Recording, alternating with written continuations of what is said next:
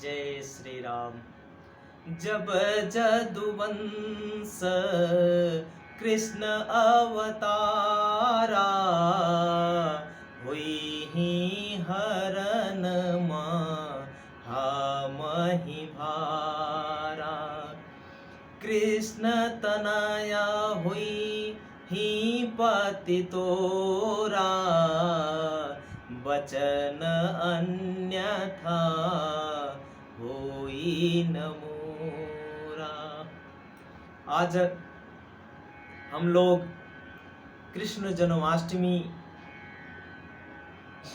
पे यह जानेंगे कि 2021 की जो जन्माष्टमी है कब है, किस दिन है। तो देखो, कृष्ण जन्माष्टमी जो है हर साल भाद्रपद मास के कृष्ण पक्ष की अष्टमी तिथि को मनाई जाती है। जो कृष्ण जन्माष्टमी है भाद्रपद के और अष्टमी तिथि को, और कृष्ण पक्ष की अष्टमी तिथि को जो है मनाई जाती है। मान्यता है कि भगवान विष्णु के जो 8वां अवतार है, जो भगवान नारायण का जो 8वां अवतार है, तो भगवान कृष्ण का जो जन्म हुआ है वो 8वें अवतार के रूप में हम मानते हैं। और भगवान कृष्ण की जो जन्माष्टमी का जो त्योहार है वह हिंदू धर्म के लिए बहुत प्रमुख यानी विशेष त्योहार है।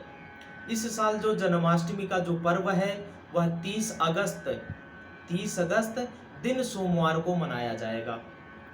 और मान्यता है कि भगवान श्री कृष्ण का जो जन्म हुआ था वह आधी रात को हुआ था, यानी इसलिए भगवान का जो भगवान के भक्त हैं, जो भगवान के पुजारी हैं, तो भगवान श्री कृष्ण की जो जन्मोत्सव वह रात्रि के 12 बजे उनका जन्मोत्सव हम लोग सब मनाते हैं। भगवान श्री कृष्ण का, जो भगवान नारायण के 8वें अवतार हैं भगवान श्री कृष्ण। और ज्योतिष के अनुसार अगर हम देखें तो इस साल की जो जन्माष्टमी है वह ग्रह नक्षत्र यानी ग्रह नक्षत्र का जो है विशेष संयोग जो है बन रहा है। जो ग्रह नक्षत्रों का जो संयोग बनता और बिगड़ता रहता है उसमें हम देख रहे हैं कि जो है जन्माष्टमी का जो है विशेष जो है मान्यता है।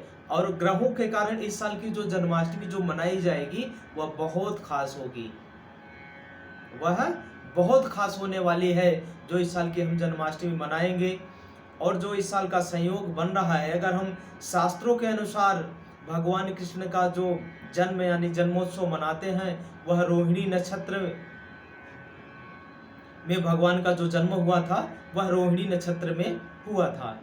ज्योतिष के अनुसार अगर हम इसको अगर देखें, इस साल की जो जन्माष्टमी है तो रोहिणी नक्षत्र और अष्टमी तिथि जो है यह पूरा विद्यमान रहने वाली है। कभी किसी साल में होता था कि इतने टाइम आएगी, इतने टाइम चली जाएगी, फिर नवमी लग जाएगी, फिर इतने टाइम से सप्तमी आ जाएगी, इतने टाइम फिर ये जो है रोहिणी नक्षत्र नहीं है, फिर अष्टमी तिथि का ये है। तो इस साल जो है बहुत बढ़िया सहयोग है, जो अष्टमी तिथि भी संपूर्ण हो रही और जो है आपका रोहिणी नक्षत्र भी पूरा है। इसके अलावा अगर हम देखें तो वृषभ राशि में चंद्रमा का संचार भी हो रहा है।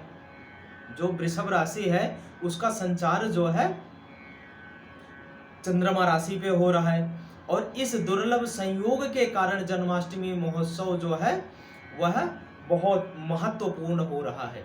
जो जन्माष्टमी का महोत्सव है वह बहुत महत्वपूर्ण हो रहा है। और मान्यता यह भी है कि इस दौरान जो भी सच्चे मन से भगवान श्री कृष्ण की पूजा अर्चना और जिसकी जो भी मनोकामनाएं होगी वह जरूर पूर्ण होती है।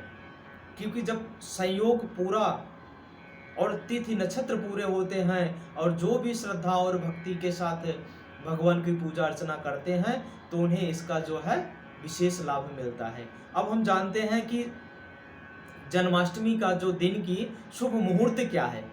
29 अगस्त को रात 11:25 से जो है अष्टमी तिथि जो है वह प्रारंभ हो जाएगी। इसके बाद यह 29 से शुरू होगी और 31 अगस्त को रात को 1:59 पर यह समाप्त होगी। दूसरी बात, रोहिणी नक्षत्र जो है 30 अगस्त को, रोहिणी नक्षत्र जो है 30 अगस्त को सुबह 6:39 यानी 39 मिनट से लगेगा और यह जो है 31 तारीख को सुबह 9:44 पे यह समाप्त होगा। तो इस साल का जो मुहूर्त होने वाला है वह बहुत अच्छा ही मुहूर्त है कृष्ण जन्माष्टमी का।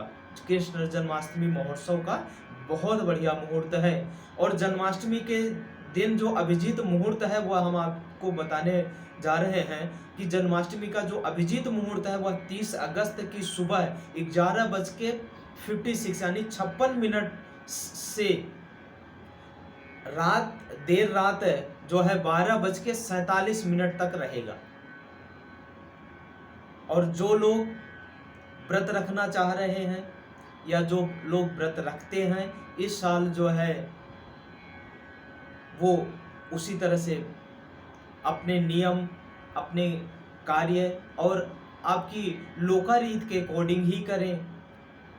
और जो पूजा की विधि है हम वह आपको 2-4 बताने वाले हैं। जैसे आप सुबह जल्दी उठकर स्नान आदि से निवृत्त हो जाइए, है ना, ये अगर जिसको व्रत रहना है। दूसरा है घर का मंदिर है उसे साफ सफाई करके रखें। अगर मंदिर में दीपक भी प्रज्वलित करें और जो आपके घर में सभी देवी देवताओं का जलाभिषेक भी करें। इस दिन भगवान कृष्ण का जो बाल रूप यानी लड्डू गोपाल की पूजा अर्चना भी की जाती है और लड्डू गोपाल को भी जलाभिषेक करें यानी स्नान कराएं।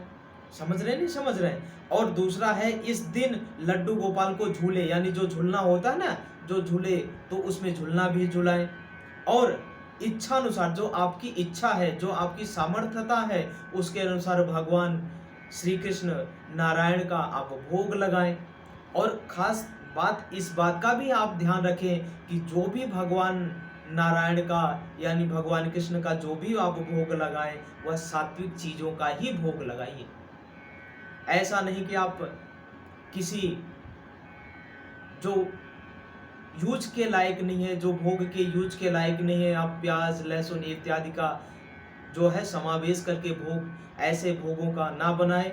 आप पंजीरी बनाएं, माखन मिश्री ले आएं, मिष्ठान हो, जो भी इत्यादि आप जितनी आपकी सामर्थ्यता हो उसके अकॉर्डिंग ही आप उस चीज को करें, लेकिन सात्विकता और सफाई का विशेष ध्यान रखें। और इस साल जो भी व्रत करें वह बड़ी श्रद्धा और भक्ति के साथ करें तो उनके कार्य अवश्य ही पूरे होंगे। किसी को भी किसी समय में या किसी कार्य में कोई डाउट है, कोई संदेह है, कोई चीज़ जानना चाह रहे हैं तो आप हमें फ़ोन, व्हाट्सएप, ईमेल माध्यम के थ्रू आप हमें भेज करके अपनी जानकारी को हासिल कर सकते हैं। किसी चीज़ में आपको विशेष लाभ नहीं मिल रहा है, आप काफ़ी दिनों से करते जा रहे हैं, तो आप उसके विषय में आप हमें फ़ोन, ईमेल के माध्यम से आप अपनी जानकारी ले सकते हैं। जो लोग भी इस नए हमारे चैनल को देख रहे हैं हम उनसे रिक्वेस्ट करते हैं कि ज़्यादातर लोगों के साथ शेयर करें ताकि सबके पास जानकारी यह उपलब्ध हो और सनातन धर्म का प्रचार हो। और दूसरी बात, सबसे मेन बात है कि जो भी लोग कष्ट या किसी से चीज़ से परेशान चल रहे हैं, किसी चीज़ की बाधाएं आ रही हैं, ब्याह नहीं हो पा रहा है, किसी चीज़ की कमी आ रही है, घर की सुख शांति नहीं है, नौकरी बाधा से परेशान है, बिजनेस नहीं आपका ग्रोथ कर पा रहा है, आप मुकदमेबाजी से परेशान हो रहे हैं, किसी इत्यादि जिन चीज़ों से आप परेशान हैं जिसका समाधान आपको नहीं मिल पा रहा है, तो आप हमें मेल, व्हाट्सएप, कॉल के थ्रू आप भेज करके अपनी जानकारी और अपने कार्य को किस तरह से करना चाहिए उसका आप समाधान पा सकते हैं।